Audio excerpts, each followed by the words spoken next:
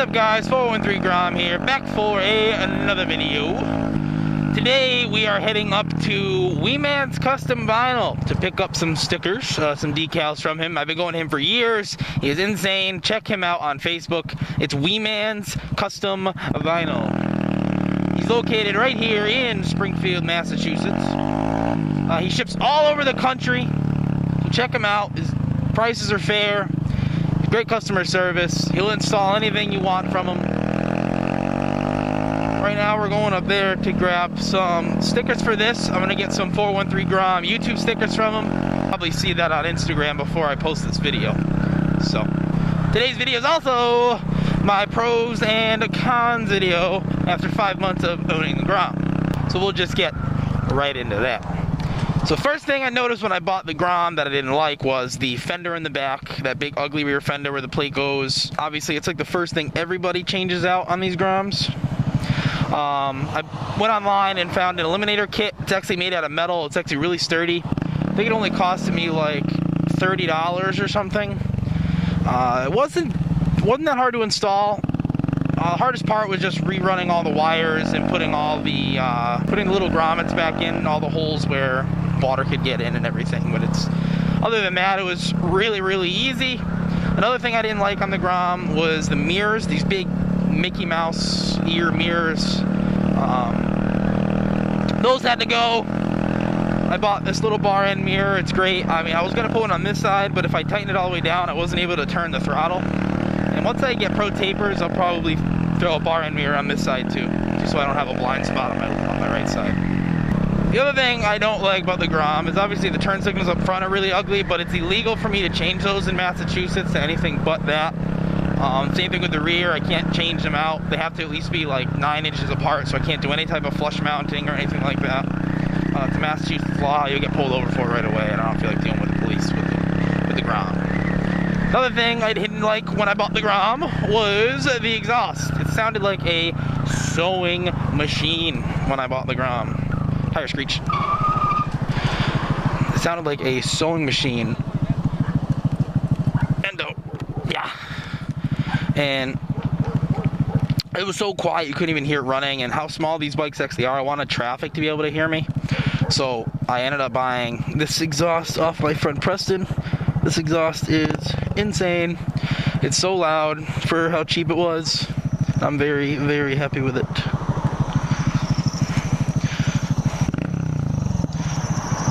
Another thing I did not like when I bought this Grom is when I found out to do oil changes, which I still haven't done. You have to take this rear set off on the right side to be able to get the cover off the engine, to be able to clean the spinner and take the screen out. It is such a process to just change your oil, or at least change your screen and your spinner. It is just a pain in the ass. I don't know what the hell they were thinking when they did that.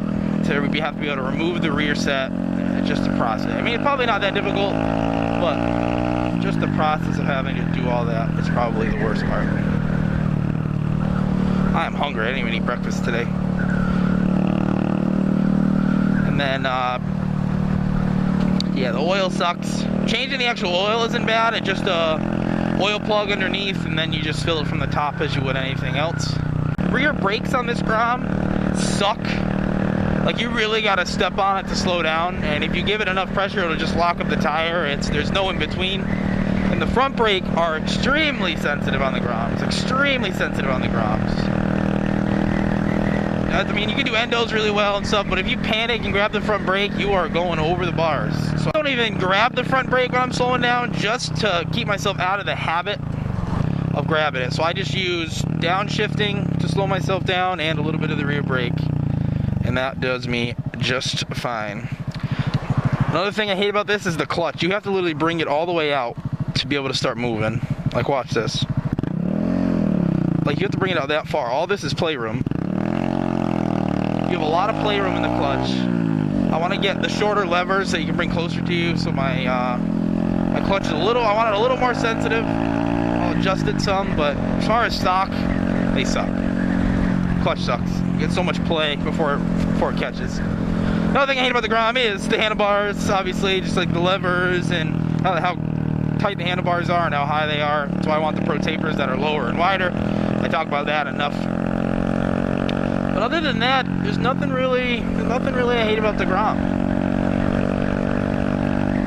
A few things that I like about the Grom, which, I mean, I like the Grom itself. The Grom's great.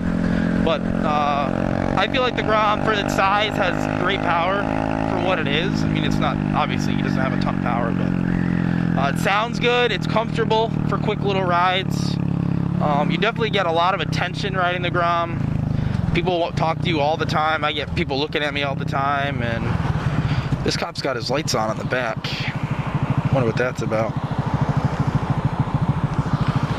Anyway, cops definitely look at you when you're on this because it's like a pit bike. They don't think it's legal.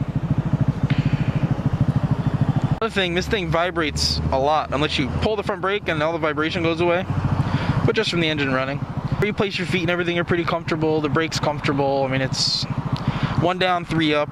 You can definitely feel your shifts, but all in all, it's a good bike. We're almost here at Wee Man's Custom Vinyl. He's right over there. We're gonna get the green, then we gotta wait for all this traffic.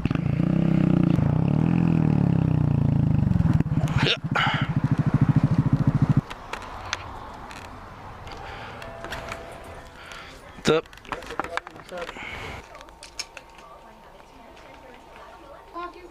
Thank you. Thank you, Mike. Yeah, see you later.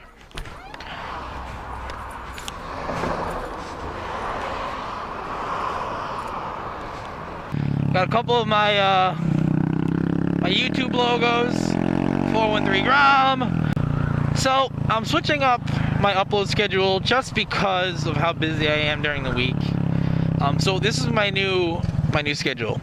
I'm going to be uploading on. I'm going to be recording on Sundays and uploading on Mondays. So Monday is my upload day, regardless. I'll be uploading Monday nights after 6. Every week. It's getting hard to do 2 days a week because I'm so busy. Wow, that was insane. 2 nights a week was getting too busy. I wasn't getting out enough on the bike, and doing 1 night a week until I get, you know, more equipment will be plenty for me. So Monday nights, expect videos from me to help me get the videos out on time, because I know these past 2 videos for Wednesday and for Monday, or Wednesday and Sunday, were both a day late. I know I posted my video yesterday, which was supposed to be out on Sunday, so it's 2 days late, and that's just because of how busy I am, and it sucks. So record on Sunday, post on Monday, and yeah. Thanks for checking out today's video. As always, if you like what you saw, please hit that like button. If you want to see more, hit subscribe, and as always, peace.